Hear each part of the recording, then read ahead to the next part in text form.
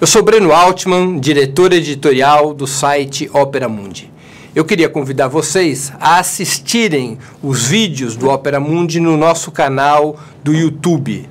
Também aproveito para chamá-los a assistir esses mesmos vídeos na TV 247, que é nosso grande parceiro nessa batalha por uma comunicação independente e verdadeira em nosso país. Boa tarde! Está começando mais uma edição do programa 20 Minutos Atualidade. O tema de hoje: por que o PT não tem plano B? Esse é um tema que está em discussão por todo o país. Críticos e apoiadores do PT, aliados e antagonistas, debatem a linha política do PT depois da prisão do ex-presidente Lula. O que o PT faz e o que o PT fará acerca da sucessão presidencial. Essa é uma discussão pertinente, uma discussão de grande importância. E vamos tentar expô-la da maneira mais didática possível para que possamos debater essa opção do PT, essa opção que unifica o PT de não ter plano B. Antes de mais nada, vamos levantar uma questão metodológica. Um time, por exemplo, que vai disputar a final de um campeonato, ele tem um plano outro que não seja o da vitória? Uma vez que ele reúne as condições e provou reunir essas condições de vencer o campeonato a um ponto tal que chegou à final desse campeonato, ele tem uma outra opção que não seja vencer? Um exército, quando enfrenta uma batalha decisiva, uma batalha que decide a sorte da guerra, ele tem uma alternativa outra que não seja a vitória? Pois então, se o PT considera, como considera, que a grande batalha contra o golpe, que a grande batalha que decide a sorte da democracia no país, que a grande batalha que decide o destino da classe trabalhadora e do povo brasileiro nos próximos meses e anos é a batalha pela libertação do presidente Lula, pelo seu direito de ser candidato e, finalmente, a campanha para elegê-lo e sua posse para um novo mandato presidencial. Se o PT considera essa batalha tão decisiva, e essa batalha é efetivamente a batalha de todas as batalhas, como poderia o PT entrar numa luta desta envergadura, se não com todas as suas forças, com todas as suas energias, disposto a tudo ou nada pela vitória? Não cabe em batalhas decisivas plano B. Só existe um plano, o da vitória. Só existe uma alternativa: vencer. Ter outra alternativa, ter outro plano, é reduzir a energia que se deve dedicar a uma batalha decisiva.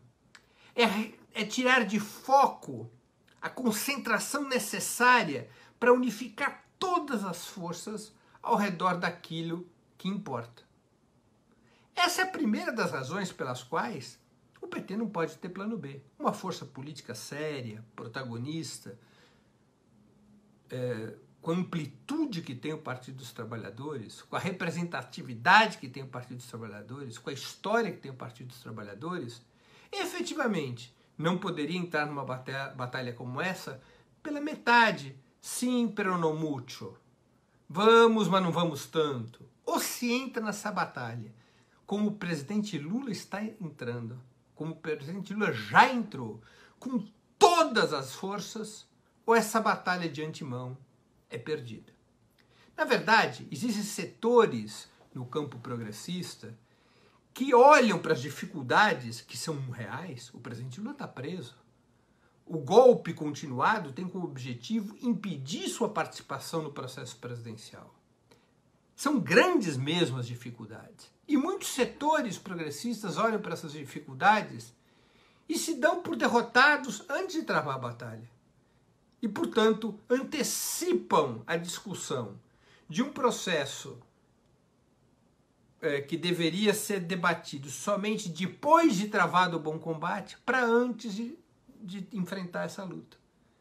Esse derrotismo o PT busca evitar, selando, fechando qualquer hipótese de discussão de plano B.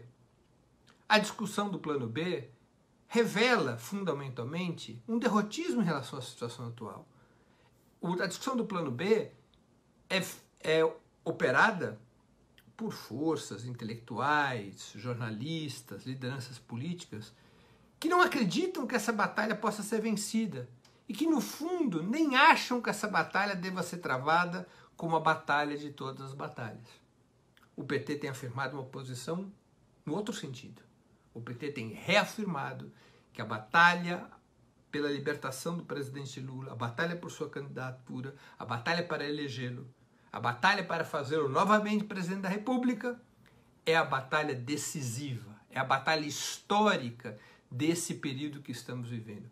Mais do que isso, é a batalha que pode derrotar o golpismo. Fora desta batalha, ganha o golpismo. Essa é a lógica que o PT tem impulsionado. Vamos pensar num outro argumento. Todas as pesquisas mostram que o presidente Lula continua como o mais votado nas intenções dos eleitores. Disparado o mais votado na intenção dos eleitores, como mostrou recentemente uma pesquisa da CNT-MDA. O presidente Lula não apenas tem franca dianteira no primeiro turno das eleições presidenciais, como se aproxima da possibilidade de ganhá-la no primeiro turno, e em quaisquer cenários de segundo turno ele derrota com facilidade todos os seus oponentes, seja ele Alckmin, Marina, qualquer um, Bolsonaro. Em todos os cenários de segundo turno o presidente Lula é vitorioso. No fundo, as pesquisas revelam que esse imenso protesto social contra o golpismo, esse isolamento do governo golpista, o repúdio às suas reformas liberais, o repúdio à retirada dos direitos dos trabalhadores, se reflete nas intenções de voto do povo brasileiro. A forma pela qual o povo brasileiro hoje protesta é dizendo que vai votar no Lula. E diz mais ainda, que se o Lula não for candidato, não vota em ninguém. Os votos nulos e brancos disparam de 22% para 46% nos cenários nos quais o presidente Lula não é candidato. É a maneira do povo brasileiro dizer com muita clareza que a única saída que une o povo para derrotar o golpe, para retirar o país da crise e para apontar um outro rumo é a eleição do presidente Lula. E que se o presidente Lula for impugnado, não puder participar das eleições, as eleições se constituirão em uma fraude. E por isso mesmo o povo diz que se for transformado as eleições numa fraude, o povo não vota.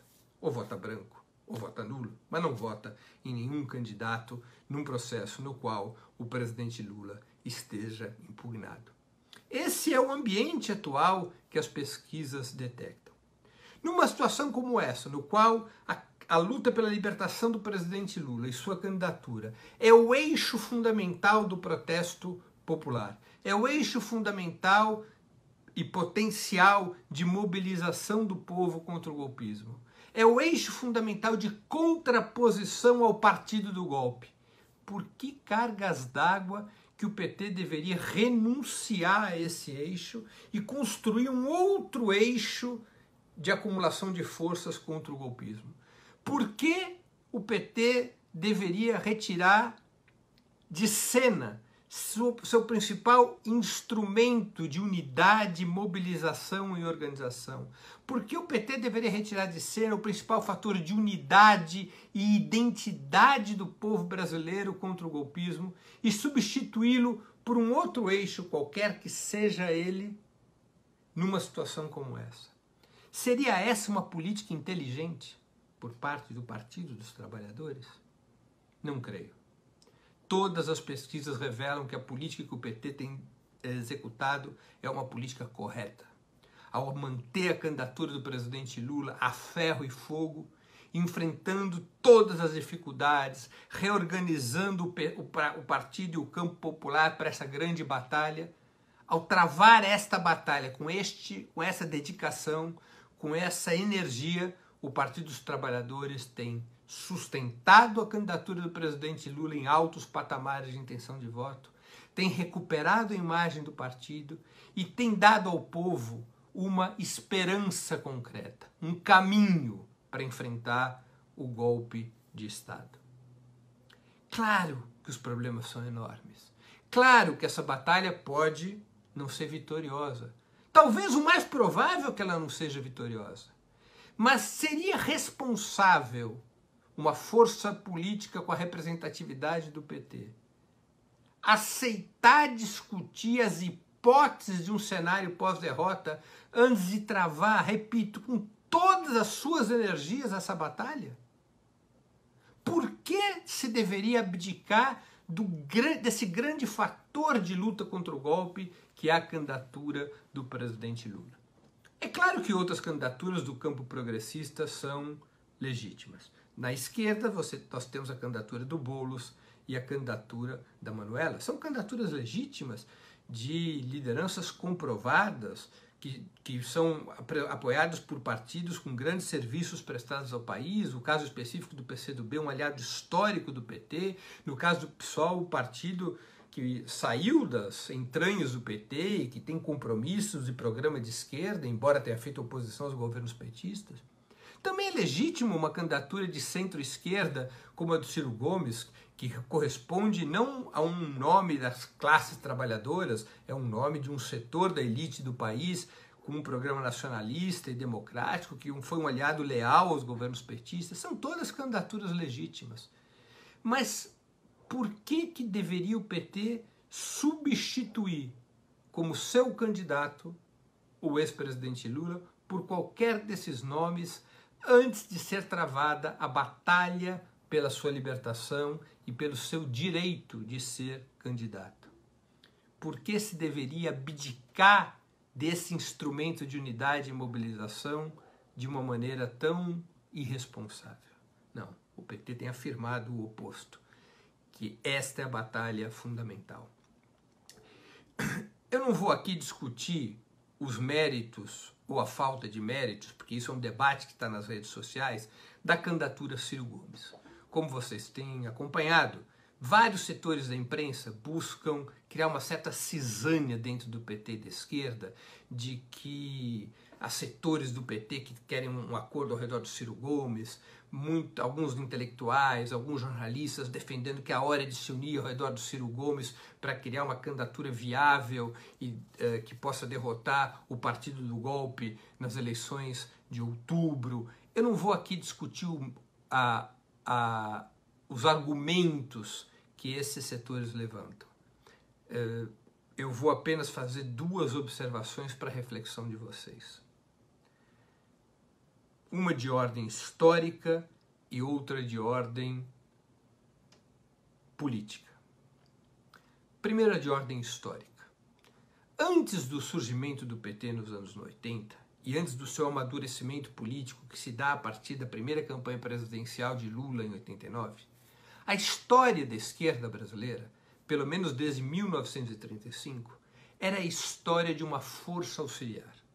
Em 1935, a Aliança Nacional Libertadora, uma grande coalizão popular dirigida pelo Partido Comunista, tenta tomar o poder através de uma insurreição que é derrotada pelo governo do Getúlio Vargas, que viria a dar depois na ditadura do Estado Novo, e pelas Forças Armadas. Desde então, a esquerda brasileira nunca conseguiu mais, até 89, ter protagonismo na vida do país. A vida política do país era disputada por distintas frações das classes dominantes, como era no Segundo Império, liberais versus conservadores. Ao longo do século XX, especialmente depois de 35 e até 89, o que nós tínhamos era a disputa entre frações da burguesia brasileira. Frações entreguistas, pró-imperialistas, latifundiárias, conservadoras, antidemocráticas, e frações mais progressistas, mais favoráveis à independência nacional, eventualmente de setores anti-imperialistas. E a esquerda, e eu chamo de esquerda aquela que defende o socialismo, aquela que representa a classe trabalhadora, aquela que tem um projeto anticapitalista. A esquerda, o que ela fazia, majoritariamente, era apoiar a fração mais progressista da burguesia contra a fração mais reacionária. O PT rompe esse cerco. O PT constrói nos anos 80, a partir da sua fundação, e a partir do momento em que ele se recusa a participar do Colégio Eleitoral de 85 e rompe com a oposição liberal burguesa à ditadura, o PT constrói um caminho independente e chama o conjunto da esquerda para com ele construir um caminho independente. O que quer dizer um caminho independente? Um caminho no qual a esquerda deveria ser protagonista e não mais força auxiliar. Esse caminho é um caminho extremamente bem sucedido, que daria, na passagem do Lula para o segundo turno de 89, no surgimento do Lula como grande protagonista da classe trabalhadora contra as elites do país e, finalmente, na eleição e reeleição do Lula, e depois na eleição e na reeleição da Dilma.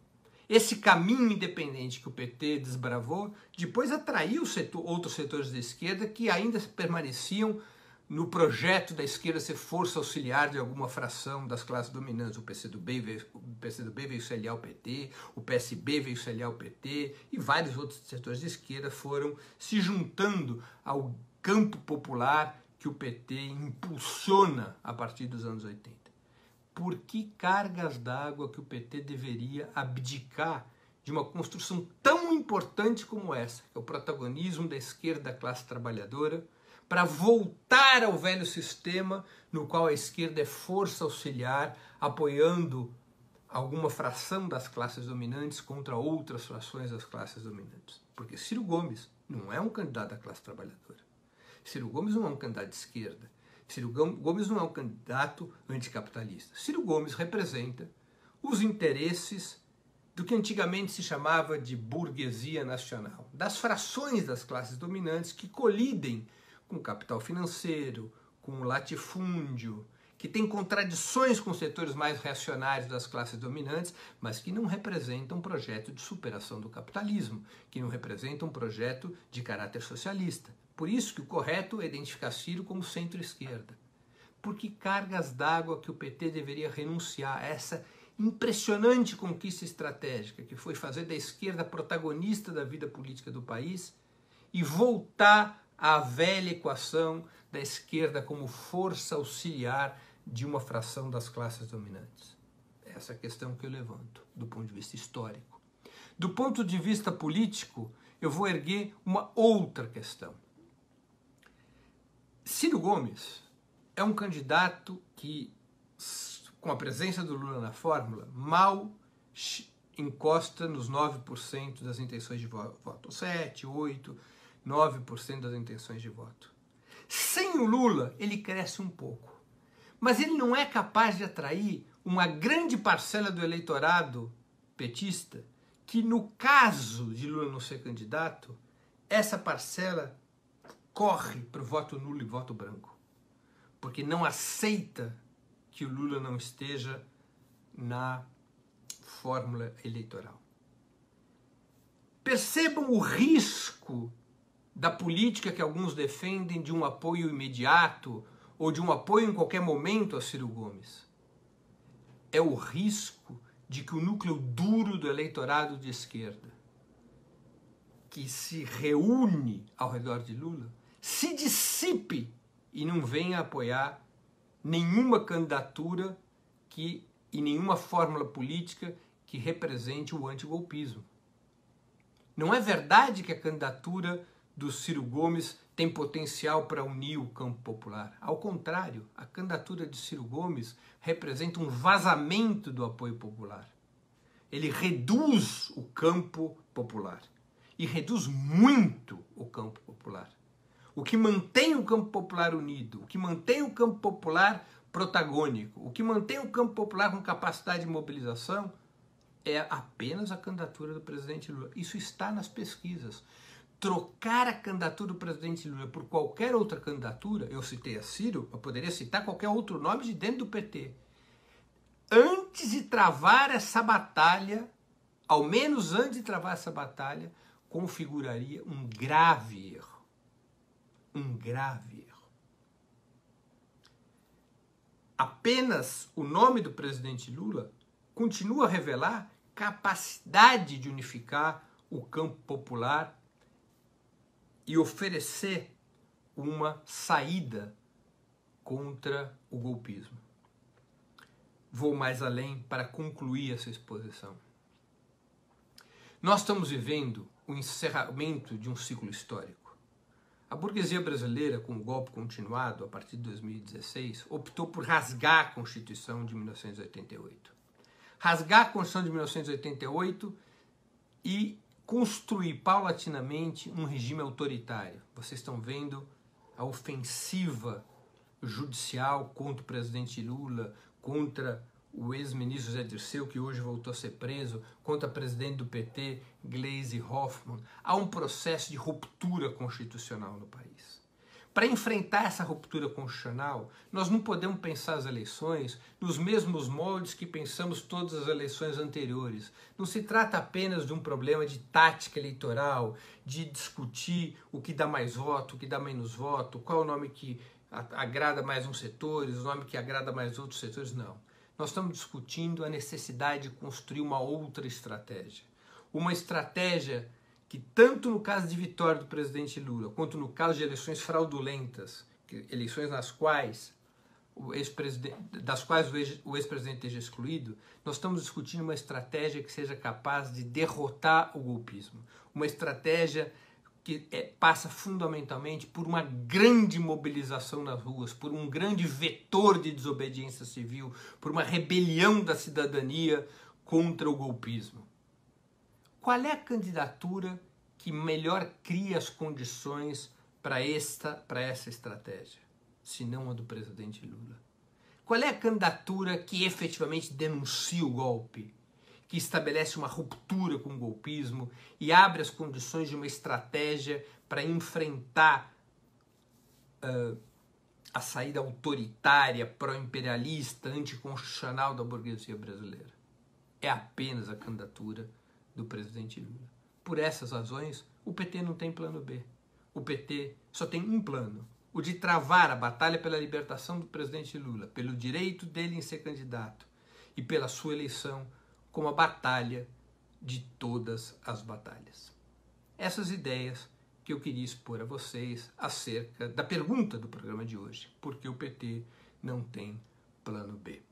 Vou me despedindo. Antes, queria fazer 2 pedidos. O primeiro, que vocês se inscrevam no canal de Ópera Mundi no YouTube, onde estamos transmitindo ao vivo o programa 20 Minutos e outros programas da TV Ópera Mundi, onde também vocês poderão encontrar as edições anteriores do 20 Minutos, tanto 20 Minutos de Atualidade quanto 20 Minutos de História. Meu segundo pedido, façam uma assinatura solidária de Ópera Mundi, www.operamundi.com.br/apoio. Essa assinatura solidária, façam no maior valor que vocês puderem. Ela é fundamental para que nós possamos continuar a fazer um bom jornalismo, um jornalismo de qualidade, independente, que enfrente a mídia monopolista em nosso país. Com esses 2 recados, eu me despeço. Voltaremos a nos ver no 20 Minutos de História, na próxima terça-feira, e no 20 Minutos de Atualidade, na outra sexta. Na próxima terça-feira, o 20 Minutos de História traz também um tema polêmico. Quem foi Ernesto Geisel? Qual foi o papel de Ernesto Geisel? Nos encontramos lá. Um grande abraço e até mais.